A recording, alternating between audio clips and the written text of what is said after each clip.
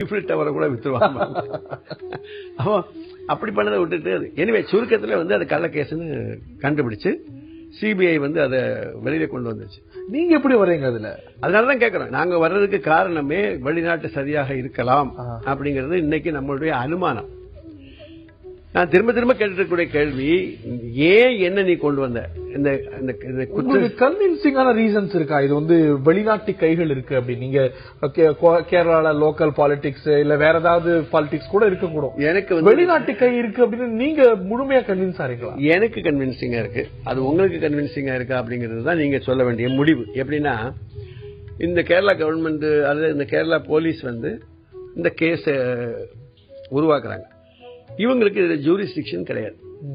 அதாவது இவங்க வந்து அரெஸ்ட் பண்ண ஒரு கேஸ் வந்து இவங்களுக்கு ஜூரிஸ்டிக்ஷன் இல்லாத ஒரு கேஸ். இது நம்பர் 1. இது ஒரு டிராபிக் கான்ஸ்டபிள் வந்து ஒரு மர்டர் கேஸ் இன்வெஸ்டிகேட் பண்ற மாதிரி. இனி அப்ராப்ரியேட் கவர்மெண்ட் வந்து government of India, government of கேரளாக்கு அதுக்கு சம்பந்தமே கிடையாது. அப்ராப்ரியேட் கவர்மெண்ட் ஆஃப் இந்தியா கம்ப்ளைண்டே கொடுக்கல. 3வது வந்து இந்த கேஸ்ல வந்து நீங்க வந்து ஒரு பெரிய குற்றத்தை சொல்லி என்ன நீங்க அரெஸ்ட் பண்றீங்க.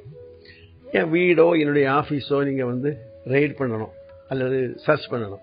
அது பண்ணல. என் மேல சந்தேகம் இருக்கும்போது நீங்க என்ன அரெஸ்ட் பண்ணும்போது என் வீடை வந்து நீங்க சர்ச் பண்ணணுமா வேண்டாமா? பண்ணல. அதுக்கப்புறம் இதே கேஸை வந்து நீங்க சிபிஐக்கு ஹேண்ட் ஓவர் பண்றீங்க ஒரு நவம்பர் 30ஆம் தேதி. அதே தேதியில என்ன நீங்க அரெஸ்ட் பண்றீங்க? நான் சொல்லிக்கிட்டே பண்ணலாம். நான் என்ன கேட்கிறேன், இதெல்லாம் வந்து ஒரு லாஜிக் இல்லாத ஒரு காரியமா தெரியும் போது உங்களுக்கு அடிப்படையிலேயே ஒரு சந்தேகம் வருது. என்னவோ பண்றாங்க. நோக்கம் உங்கள்ட்ட உண்மையை கொண்டு வருவதா இல்ல உங்களை முடக்குவதா? அது அதுதான் ஃபர்ஸ்ட் சந்தேகம். அதனுடைய விளைவுகள் நீங்க பாத்தீங்கன்னா, இவங்க போறாங்க, ஐஎஸ்ஆர் உள்ள போறாங்க. நீ யாருப்பா, நீ நம்பிதானு கூட வேலை பார்த்துட்டு இருந்தியா? சரி, எத்தனை வருஷமா அவர் வேலை பார்க்கல? அவர் எத்தனை புக்குங்கிறது கடத்திட்டு போனாரு? நீ கூட கொண்டு போனேன்னு சொல்றாங்களா? உண்மையா பொய்யா? மிரண்டுறாங்க எல்லாரும். அப்போ சுருக்கத்தில் என்ன ஆகுதுன்னா, ஒரு டாக்குமெண்டேஷன் செக்ஷன்ல போய் அங்க போய் ஒரு ராத்திரி 10 மணி வரை உட்கார்ந்து படிச்சுட்டு இருந்தவன் இப்ப 5 மணிக்கே வீட்டுக்கு ஓட ஆரம்பிச்சோம். அங்க இருந்து ஏதாவது டாக்குமெண்ட்டை பாரோ பண்ணி பஸ்ல வரும்போது படிக்கலாம் அப்படின்னு கொண்டு வரக்கூடியவன் தொடவே மாட்டான். அது நோக்கி கண்ணுக்கு நேர பார்க்கணுமானா 2000 அல்லது 2001 வர வேண்டிய கிரையோஜெனிக் 2014 வருது. கிட்டத்தட்ட 13 வருஷம். என்னுடைய கேள்வி என்னன்னா, இவங்க வந்து கள்ளத்தனமா ஒரு கேஸை உருவாக்குனாங்கன்னு நீங்க கண்டுபிடிச்சிருக்கீங்க. அது வந்து இன்னைக்கு வந்து சுப்ரீம் கோர்ட் வரைக்கும் ஒத்துக்கிட்டான். சுப்ரீம் கோர்ட் வரைக்கும் சாதாரண பாஷையில அல்ல அவங்க ஒத்துட்டு இருக்கிறது. It is a malicious prosecution அப்படின்னு சொல்றான். இது மலீஷியஸ் ப்ராசிக்யூஷன். ஆனால் யாரோ உருவாக்கி இருக்காங்க. அப்படி உருவாக்கினவங்க ஒரு 3 பேர் போலீஸ்காரங்கிற பேரை அங்க குறிப்பிட்டிருக்காங்க. நான் என்ன சொல்றேன், இது 3 பேர்ல நிக்கல. இதுல நிறைய பேருக்கு தொடர்பு இருக்கு. இதை பூரா கண்டுபிடிக்கிறதுக்காக ஒரு கமிட்டி சுப்ரீம் கோர்ட்ல இந்த கேஸை நானே ஆர்கியூ பண்ணேன். ஆர்கியூ பண்ணும்போது என் கேள்வி என்ன இருந்ததுன்னா, இது எதற்கு, வாட் இஸ் எ மோட்டிவ், இதை உருவாக்குறதுடைய காரணம் என்னங்கிறத கண்டுபிடிக்கணும். அந்த காரணம் என்னங்கிறத கண்டுபிடிச்சாச்சுன்னா உங்க கேள்விக்கு ஆன்சர் கிடைச்சு. வெளிநாட்டு சரி இருக்கா இல்லையா அதை கண்டுபிடிக்கிறதுக்காக ஒரு கமிட்டி, ஒரு ரிட்டையர்டு சுப்ரீம் கோர்ட் ஜட்ஜை வச்சிருக்காங்க.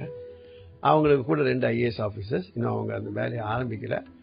ஆரம்பிச்சு அவங்க வேலையை முடிக்கும் போது கண்டிப்பா நிச்சயமா ஒரு முடிவு வரும்.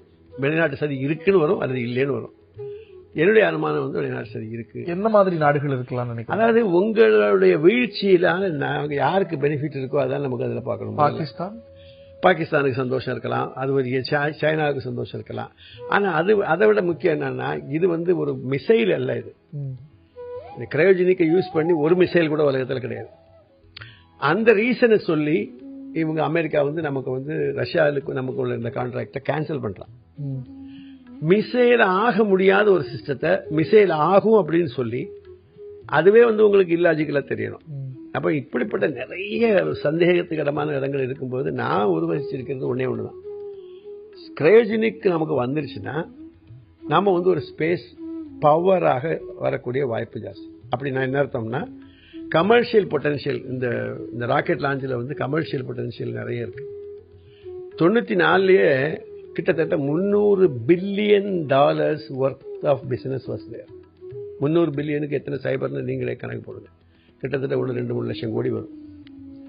அப்ப அவ்வளவுக்குள்ள ஒரு பிசினஸை நம்முடைய காஸ்ட் வந்து ஹாஃப் த காஸ்ட்டுக்கு நம்ம பண்ண முடியும்னா அப்போ வந்து நீங்க வந்து ஒரு காம்படிட்டர் ஆகுறீங்க.